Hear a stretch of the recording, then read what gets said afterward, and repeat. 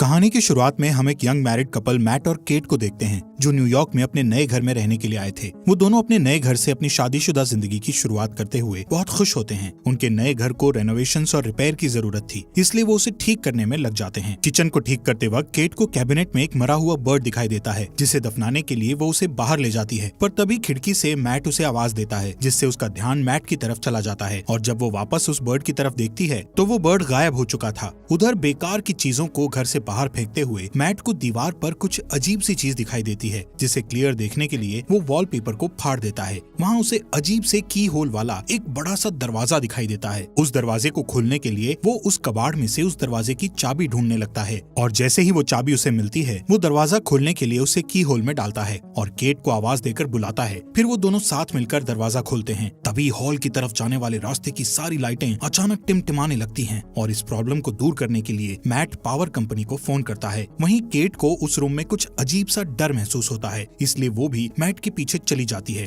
अगले दिन उनकी लाइट की प्रॉब्लम को ठीक करने के लिए पावर कंपनी से एक ऑपरेटर आता है। उसे ये देखकर हैरानी होती है कि बेसमेंट के सारे वायर्स कुछ अजीब तरीके से एक दूसरे से जुड़े हुए थे और देखने में बहुत पुराने जमाने के लग रहे थे। जब मैट उस ऑपरेटर को लाइट ठीक करने के लिए कहता है, तब ऑपरेटर उससे कहता है कि उसने आज तक इस तरह की चीजें पहले कभी नहीं देखी। वहाँ से जाने से पहले वो ऑपरेटर मैट को बताता है कि उस घर के पहले मालिक का मर्डर उसी घर में हुआ था। ये शॉकिंग न्यूज सुनकर मैट इस घर के बारे में रिसर्च करना शुरू कर देता है। एक पुराने न्यूज आर्टिकल को पढ़कर मैट को पता चलता है कि मरने वाले कपल का नाम पॉल और मैडलिन शेफर था, जबकि सस्पेक्ट की पहचान नहीं हो पाई थी और उसे जॉन नाम से पुकारा जाता था। मैट एक आर्टिस्ट था, इसलिए वो अपने स्केच पैड पर जॉन की तस्वीर बनाने की कोशिश करता है। थोड़ी देर बाद वो आराम करने के लिए मिस्टीरियस रूम में जाता है और वहाँ बैठकर एक बोतल शराब की पीकर खत्म कर देता है। लेकिन यहाँ पर उसे एक और बोतल शराब पीने की इच्छा होती है कि तभी लाइट्स टिमटिमाने लगती है और अचानक शराब की एक और बोतल उसके सामने हाजिर हो जाती है, जिसे देखकर मैट हैरान हो गया था। उस बोतल को अच्छी तरह देखने के बाद वो इस नतीजे पर पहुंचता है कि ये रूम किसी भी इच्छा को पूरी कर सकता है। दूसरी साइड लिविंग रूम की लाइट्स के टिमटिमाने की आवाज से केट की नींद टूट गई थी। वो मैट को अपने पास न देखकर उसे ढूंढने के लिए ऊपर की तरफ जाती है। वहाँ जाकर वो देखती है कि पूरा रूम नई चीजों से भरा हुआ है और उन सब के बीच मैट बहुत ही खुश दिखाई दे रहा था। वो कैट को वैन गॉग की कीमती पेंटिंग दिखाते हुए बताता है कि उस रूम में किसी भी विश को पूरा करने की ताकत है। केट इसे मैट का कोई मजाक समझकर हंसी में उड़ा देती है, पर अपने हस्बैंड की गंभीरता को देखकर वो इसे चेक करने के लिए $1000 की विश करती है।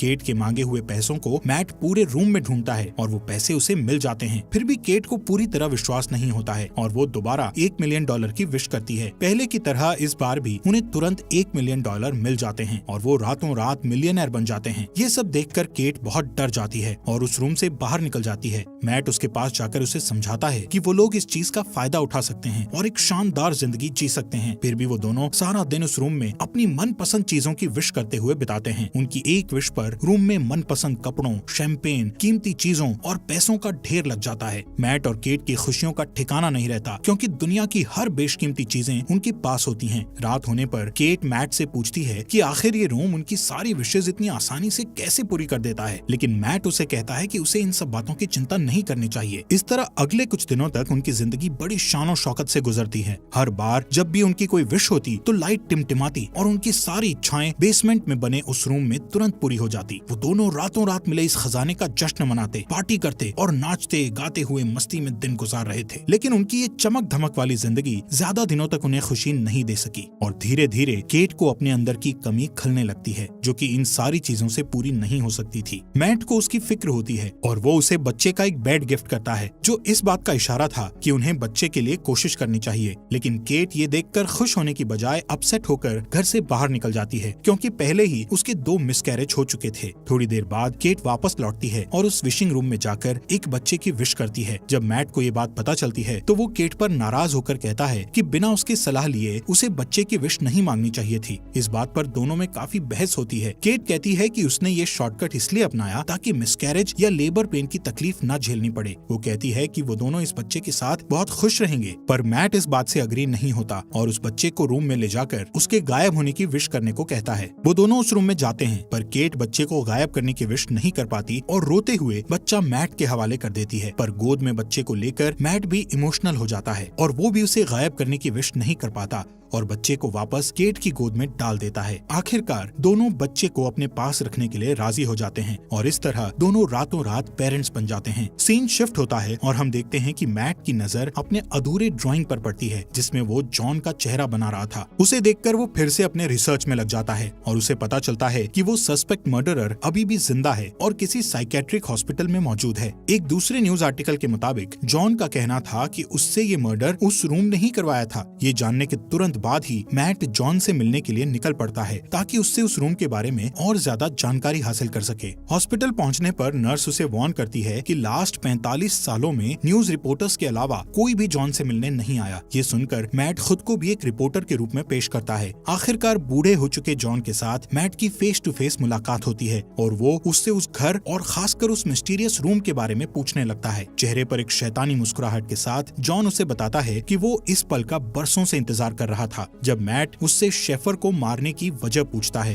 तब वो कहता है कि इसके अलावा उसके पास और कोई चारा नहीं था। फिर बात को बदलते हुए वो मैट को जितनी जल्दी हो सके उस घर को छोड़ देने के लिए कहता है और कहता है कि जिस इंसान की इच्छाएं पूरी नहीं होती उससे ज्यादा खतरनाक वो इंसान होता है जिसकी सारी इच्छाएं पूरी हो जाती हैं। इसके बाद मैट घर लौटते वक्त एक गैस स्टेशन पर गैस डलवाने के लिए रुकता है, पर जैसे ही वो अपने वॉलेट से पैसे निकालता है तो देखता है कि उसके सारे पैसे डस्ट बन जाते हैं। ये देखकर वो तुरंत घर पहुंचता है और इस बात को कंफर्म करने के लिए उस रूम में रखे सारे पैसों को बाहर फेंक देता है। साथ ही वैन गॉग की उस पेंटिंग को भी दरवाजे के बाहर रख देता है। फिर उन सारी चीजों को डस्ट में बदलते हुए देखकर वो समझ जाता है कि वो लोग उस रूम से मिली किसी भी चीज को घर के बाहर नहीं ले जा सकते, नहीं तो वो सारी चीजें डस्ट में बदल जाएंगी। मैट गुस्से में दीवार को तोड़ देता है ताकि रूम की मिस्ट्री को जान सके, पर उसके अंदर उसे उलझी हुई वायर्स के सिवा कुछ नहीं दिखाई देता। उन वायर्स को ट्रैक करना मैट के लिए नामुमकिन था। फिर वो दीवार पर लगे कुछ वॉलपेपर्स को फाड़ता है तो उसे वहाँ उस घर का मैप दिखाई देता है जिसमें उसे सारे वायर्स के कनेक्शन की जानकारी मिलती है। इसी बीच केट बच्चे को गोद में लिए बाहर की तरफ चली जाती है, पर मैट उसे ये कहकर रोक देता है कि बच्चे को बाहर ले जाना सेफ नहीं है। वो उसे असल वजह नहीं बता पाता। कुछ दिनों बाद एक दिन बच्चा किसी दर्द की वजह से जोर जोर से रोने लगता है और केट से नहीं संभलता। तब मैट उसकी हेल्प करने के लिए बच्चे को गोद में ले लेता है और उसे चुप कराने के लिए बाहर निकल जाता है, पर कुछ ही सेकंड्स में वो बच्चा बड़ा होने लगता है और जब वो लोग वापस घर में घुसते हैं तो देखते हैं कि वो एक बड़ा बच्चा बन चुका था। उस रात मैट केट को बताता है कि वो रोम उनकी हर विश को पूरी कर सकता है, पर वो उसकी दी हुई चीजों को घर से बाहर नहीं निकाल सकते, वरना वो चीजें पुरानी होकर डस्ट में बदल जाएंगी। ये सुनकर केट को बहुत दुख होता है और वो कहती है कि उनका बच्चा कोई सामान नहीं है जिसे वो लोग बाहर नहीं ले जा सकते। उसे अपने बच्चे से बहुत लगाव होता है। वो उसे अपना बेटा ही मानती है और उसका नाम शेन रखती है। अगले कुछ दिनों तक केट शेन को घर पर ही पढ़ाती है और उसे समझाती है कि वो घर के बाहर नहीं जा सकता क्योंकि बाहर डेंजरस जर्म्स हैं जो उसे नुकसान पहुंचा सकते हैं। एक दिन जब केट उसे पढ़ा रही होती है तो वो बाहर जाने की जिद करने लगता है। वो कहता है कि उसने जिंदगी में एक बार भी घर के बाहर कदम नहीं रखा। उसे घर के अंदर सिर्फ दीवारें देखना अच्छा नहीं लगता था, लेकिन केट उसकी सेफ्टी के लिए उसे बाहर नहीं जाने दे सकती थी। इसलिए वो हर बार घर के अंदर आते और घर से बाहर जाते समय दरवाजे पर ताला लगा दिया करती थी ताकि शेन गलती से बाहर कदम ना रख सके। एक दिन उसे मैट का ऑर्डर दिया हुआ एक पैकेज मिलता है तो वो उसे लाकर मैट को दे देती है, पर गलती से फ्रंट डोर लॉक करना भूल जाती है। मैट को पार्सल के अंदर एक ब्रांड न्यू गन मिलती है जिसे वो संभाल कर रख देता है। इस बीच केट पियानो बजाने में बिजी हो जाती है और मौके का फायदा उठाकर शेन चुपके से फ्रंट डोर की तरफ बढ़ता है। वो बाहर की दुनिया देखने के लिए बहुत एक्साइटेड था, इसलिए अपने हाथ को दरवाजे से बाहर निकालकर ताजी हवा को महसूस करता है कि तभी केट की नजर उस पर पड़ती है। वो दौड़कर उसके पास जाती है और अपने बेटे को गले लगा लेती है। उसे सही सलामत देखकर केट को राहत मिलती है। फिर मैट और केट दोनों मिलकर शेन को बाहर जाने से रोकने के लिए पूरे घर की खिड़कियों में लकड़ी के तख्ते लगा देते हैं। उस रात केट की नींद खुलती है तो वो देखती है कि शेन उसकी बेड के पास खड़ा है और वो उससे उसके पास सोने की परमिशन मांगता है। फिर शेन उससे कहता है कि वो हमेशा उसके साथ रहना चाहता है, जिसे सुनकर वो प्यार से उसे अपने गले लगा लेती है। शेन को उसकी बातों से तसल्ली नहीं मिलती और वो कुछ सोचने लगता है। फिर हम देखते हैं कि अगले कुछ दिन मैट अपने गन से शूटिंग की प्रैक्टिस करता रहता है।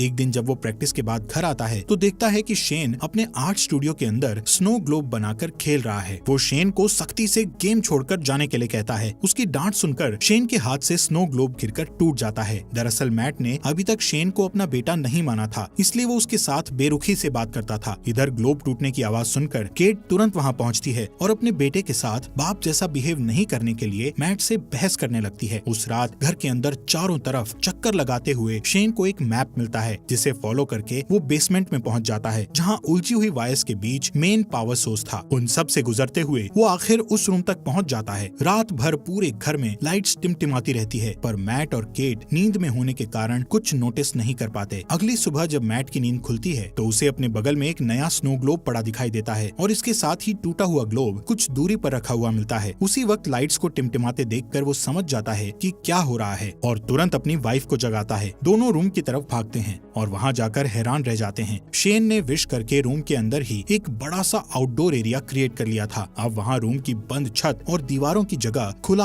आसमान और एक बहुत बड़ा फॉरेस्ट था जहाँ शेन स्नोमैन बनाने में बिजी था। केट अपने बेटे की बनाई हुई शानदार दुनिया को देखकर खुशी से इमोशनल हो जाती है और उसके साथ खेलने लगती है, जबकि मैट को बहुत गुस्सा आता है और वो उसे हाथ पकड़कर वापस घर के अंदर ले आता है। इस घटना से दोनों के बीच शेन को रूम में जाने और खेलने देने की बात पर बहस होने लगती है। मैट कहता है कि ये खतरनाक हो सकता है, पर केट को ऐसा नहीं लगता। उनकी बहस चलती रहती है कि तभी फोन की घंटी बजती है और परमिशन नहीं होने के बावजूद शेन फोन उठा लेता है, पर जल्दी ही मैट उससे फोन छीनकर खुद बात करने लगता है। दूसरी तरफ जॉन की आवाज सुनकर उसे हैरानी होती है। शेन से बात करके जॉन को पता चल चुका था कि उन लोगों ने एक बच्चे की विश की थी। उधर किचन में रखे एक दूसरे फोन से केट उन दोनों की सारी बातें चुपके से सुन लेती है। जॉन उससे कहता है कि शेन को बाहर की दुनिया में आजादी से घूमने देने के लिए उसे केट की जिंदगी की कुर्बानी देनी पड़ेगी, यानी जब केट मर जाएगी तो शेन पूरी तरह से आजाद हो जाएगा और एक नॉर्मल इंसान की तरह जी सकेगा। फिर उसकी उम्र भी नॉर्मल इंसान की तरह ही बढ़ेगी। वो मैट को ये राज भी बताता है कि वो भी रूम का ही दिया हुआ एक बच्चा था। तब उसकी माँ ने उसके बाप को मार डाला था और उसे बड़ा करके खुद को मारने के लिए कहा था ताकि उसका बेटा आजाद हो सके। फिर वो मैट से कहता है कि उसके पास दो ऑप्शंस हैं, या तो वो केट को मारकर शेन को बचा सकता है या फिर शेन को मारकर केट को बचा सकता है। ये सारी बातें सुनकर केट को बहुत दुख होता है और वो घर छोड़कर चली जाती है, जिससे मैट को उसकी फिक्र होने लगती है। केट खुद को मारने के लिए अपनी कार का एक्सीडेंट करना चाहती थी, पर वो ऐसा नहीं कर पाती। इधर घर पर शेन के साथ मैट का बिहेवियर पागलों जैसा हो जाता है और वो उसकी सारी चीजें फेंक देता है, यहाँ तक कि उसका स्टूडियो तक तहस नहस कर डालता है। फिर थोड़ी देर बाद वो शेन के लिए डिनर तैयार करता है, जो कि कुछ दूर रखे डाइनिंग टेबल पर बैठा होता है। शेन उससे ढेर सारे सवाल पूछने लगता है, जिससे चिढ़कर वो शेन को बता देता है कि वो उनका असली बेटा नहीं है और ना ही उसके कोई पेरेंट्स हैं। इतना ही नहीं, वो गुस्से में आकर शेन को फ्रंट डोर से बाहर निकाल देता है, पर शेन डरकर वापस ऊपर चला जाता है। कुछ ही देर में मैट को अपनी गलती का एहसास होता है और वो शेन के रूम में जाकर उससे माफी मांगने लगता है। फिर शेन उसे स्टोरी पढ़कर सुनाने को कहता है और सारी रात वो दोनों साथ में सोते हैं। जब केट वापस घर लौटती है तो उन दोनों को एक साथ सोते देखकर उसे बहुत अच्छा लगता है। उस रात मैट और केट दोनों इंटीमेसी में बिजी होते हैं कि शेन छुप कर उन्हें देख लेता है। फिर वो उनके सोने का इंतजार करता है और जैसे ही वो सोते हैं, शेन चुपके से फ्रंट डोर की चाबी चुरा लेता है। अगले दिन सुबह मैट और केट फ्रंट डोर को खुला देखकर समझ जाते हैं कि शेन बाहर गया होगा। तभी घर के एक अलग हिस्से में शेन को देखकर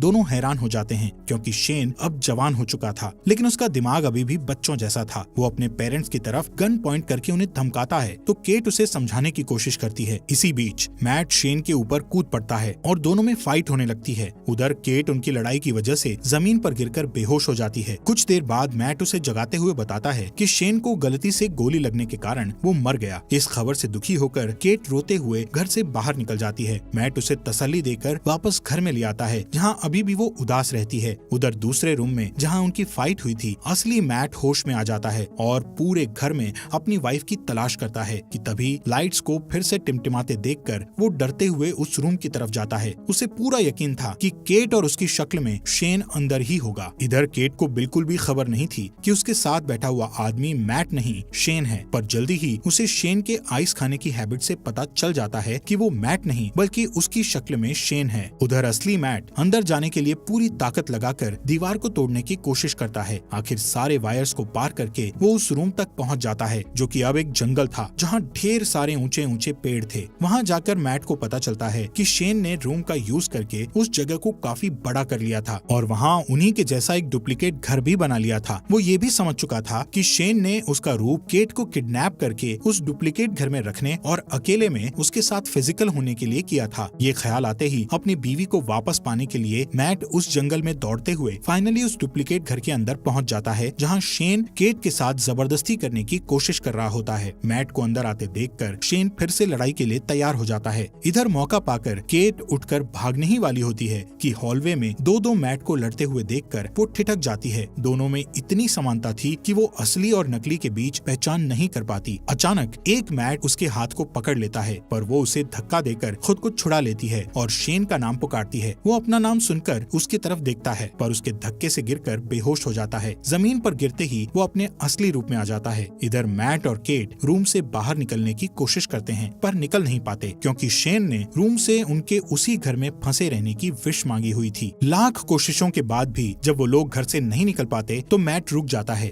और वहाँ से निकलने के लिए कोई उपाय सोचने लगता है कि अचानक फिर से वहाँ शेन आ जाता है और मैट को चाकू घोंपकर मार डालता है। फिर वो केट को समझाने की कोशिश करता है, पर तभी उसे एहसास होता है कि वो दरअसल उनके क्लोन थे, जबकि असली मैट और केट दौड़कर रूम के बाहर जंगल की तरफ भागते हैं और उन्हें पकड़ने के लिए शेन भी उनके पीछे भागता है। मैट और केट के चकमा देने की वजह से वो और भी ज्यादा गुस्से में होता है। असली घर में पहुंचते ही शेन मैट पर अटैक कर देता है, पर मैट उसे अपने साथ खींचकर घर के बाहर ले आता है। अपनी जान को खतरे में देखकर शेन वापस दरवाजे की तरफ भागता है, पर उसके अंदर घुसने से पहले ही केट दरवाजा बंद कर लेती है। शेन मम्मी कहकर उसको पुकारता है और केट घर के अंदर से उसे बूढ़ा होते हुए देखती रहती है। धीरे धीरे उसकी बॉडी गलने लगती है और अंत में वो डस्ट में बदल जाता है। उसकी गलतियों के बावजूद केट उसकी मिट्टी को हाथ में लेकर बहुत रोती है, क्योंकि उसने उसे अपना बेटा मानकर काफी समय उसके साथ बिताया था। फिर मैट उसके पास आता है और दोनों एक दूसरे को गले लगाकर अपना दर्द कम करने की कोशिश करते हैं। फिर सीन शिफ्ट होता है और हम देखते हैं कि 1 महीने बाद वो एक छोटे से घर में सेटल हो जाते हैं और सुकून से रहने लगते हैं। पर थोड़े ही दिनों बाद केट डरते हुए अपना प्रेगनेंसी टेस्ट करती है और रिपोर्ट पॉजिटिव आती है। वो बहुत उलझन में दिखाई देती है, क्योंकि उसे पता नहीं होता कि वो बच्चा मैट या शेन में से किसका है। हालात पहले से बेहतर होने के बावजूद उसे लगता है कि वो अभी भी उस रूम में है, क्योंकि लाइट्स फिर से टिमटिमाने लगी थी। इस स्टोरी में हमें दिखाया जाता है कि मैट और केट रूम की दी हुई दौलत के नशे में पूरी तरह से अंधे हो जाते हैं। विशेष पूरी करने की जादुई शक्ति के मिलने से वो अपनी ख्वाहिशों के मामले में कुछ ज्यादा ही लापरवाह हो जाते हैं। यहाँ तक कि कई मिसकैरेज होने के बाद भी वो रूम से रेडीमेड बच्चे तक की ख्वाहिश कर बैठते हैं। उनके नए अपार्टमेंट में लाइट्स के टिमटिमाने से ये कंफ्यूजन बना रहता है कि या तो वो अभी तक उस मिस्टीरियस रूम में है या बिल्डिंग के कंस्ट्रक्शन में कोई गड़बड़ी है। ठीक उसी तरह केट की प्रेगनेंसी भी एक कंफ्यूजन रहती है कि वो बच्चा मैट या शेन में से किसका है, क्योंकि उस घटना से 1 दिन पहले मैट और केट के बीच इंटीमेसी होती है और उस डुप्लीकेट घर में शेन भी उसे सेक्सुअली असॉल्ट कर चुका होता है। इस तरह ये कहानी न सिर्फ विश पूरा करने वाले रूम के इर्द गिर्द घूमती है, बल्कि ये सवाल भी छोड़ जाती है कि आखिर केट के पेट में पलने वाले बच्चे का बाप कौन है, मैट या शेन। दोस्तों, हमारे फॉक्स एक्सप्लेनर हिंदी चैनल को सब्सक्राइब करना मत भूलना।